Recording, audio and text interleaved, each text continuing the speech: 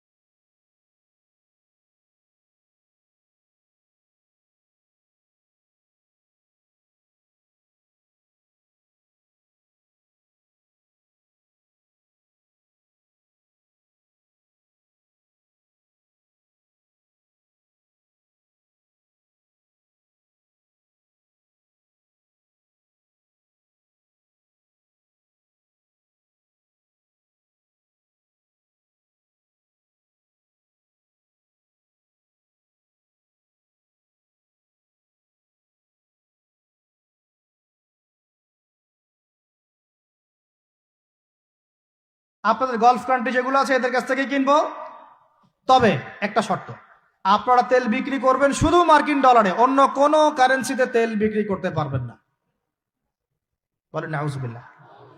আপনি বাংলাদেশ গভর্নমেন্ট যদি গিয়ে এক ব্রিফকেসের মধ্যে 1 কোটি টাকা নিয়ে যায়, বুঝেন কথা, বুঝতে পারতেছেন? 1 কোটি টাকা আমাদের টাকা নিয়ে গিয়ে যদি বলে শেখ হাবিবি আমাকে তেল দাও, ওরা বলবে তেল দিতে পারবো না, খালাস, কুল্লু খালাস, এখান থেকে বের হও। কথা বুঝতে পারেন নাই? 1 কোটি কি দিবেন? টাকা, তেল দিবে না। লিখে নেন, দিবে না। কিন্তু সেই 1 কোটি টাকাকে যদি আপনি ডলারে কনভার্ট করেন, ওটাকে ডলার দিয়ে কনভার্ট করেন, করে যদি বলেন হাবিবি তেল, তখন বলবে যে আসো তাআলিলাহি, তেল নিয়ে যাও, খালাস, কুল্লু খালাস। এটা বুঝতে পারছেন? তেল বিক্রি করব শুধুমাত্র ডলার দিয়ে, ডলার ছাড়া অন্য কোনো কারেন্সিতে তেল বিক্রি করতে পারবো না। এটা পশ্চিমারা আরবদের সাথে একটা সন্ধি করলো আর কি, চুক্তি করলো। এই চুক্তির নাম হলো পেট্রো ডলার মনিটরি সিস্টেম। বুঝতে পারলাম? Petro dollar monetary system. এর বদৌলতে আরবের মরুভূমি হয়ে গেল এখন একদম অট্টালিকার প্রাসাদ। বোঝা যায়? মরুভূমিগুলো হয়ে গেল কি অট্টালিকার প্রাসাদ, আর বাকি পুরো মুসলিম উম্মার উপর দেখেন কি দুরবস্থা নেমে আসছে। শুধু তাই না, ওই ডলার হলো একদম লিডার, কারেন্সির লিডার। এখন ওই ডলার তেলের মান নির্ধারণ করবে, আপনি টাকা দিয়ে করতে পারবেন। সারা বিশ্বের সবচেয়ে বড় অর্থনৈতিক জুলুম হচ্ছে এই পেট্রো ডলার মনিটরি সিস্টেম। এর চেয়ে বড় কোনো জুলুম হয়নি অর্থনৈতিক জীবনে। এখন অনেক ওলামায়ে কেরাম আছেন আপনারা এখানে, আমি জানি উপস্থিত, আপনারা একটু ফিকহের কিতাবগুলো মোতালা করে আমাদেরকে একটা ফতোয়া দিয়েন যে এইরকম মনিটরি সিস্টেম প্রণয়ন করা জায়েজ না না জায়েজ। এটা আপনারা ফতোয়া দিয়েন, আমি ফতোয়া দিতে পারবো। আমি অর্থনৈতিক ভাষায় বলতেছি যে এই মনিটরি সিস্টেমটা পুরো বিশ্বে জুলুম নিয়ে আসছে। এখন আদতে, এখন শোনেন এই অংশটুকু শোনেন, তারপরে আমি শেষের দিকে চলে আসতেছি। আদতে এতে পশ্চিমাদের লাভ কি হয়েছে শোনেন। আমার কাছে এই যে ডলার, এটা আমি ছাপাই আমার দেশে, আমার কারখানায়। আমার খরচ হচ্ছে কাগজ, আমার খরচ হচ্ছে মেশিন, আমার খরচ হচ্ছে কালি। বোঝা যায়? বোঝা যাচ্ছে? আচ্ছা, এখন সেটা আমি বানালাম, ছাপালাম, গিয়ে আমি আরবকে দিলাম, তেল দাও।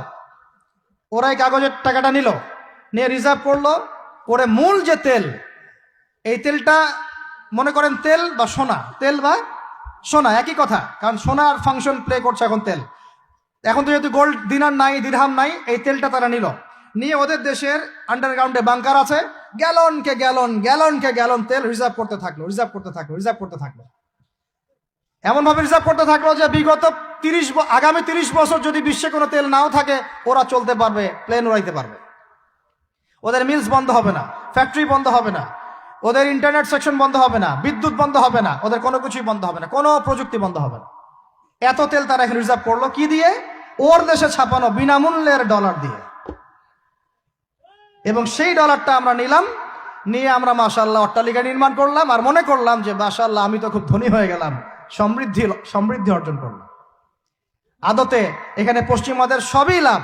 আমরা বলি না জালাও তাই কদু, সরি, আমরা বলি আম গেল সালাও গেল, তাই না?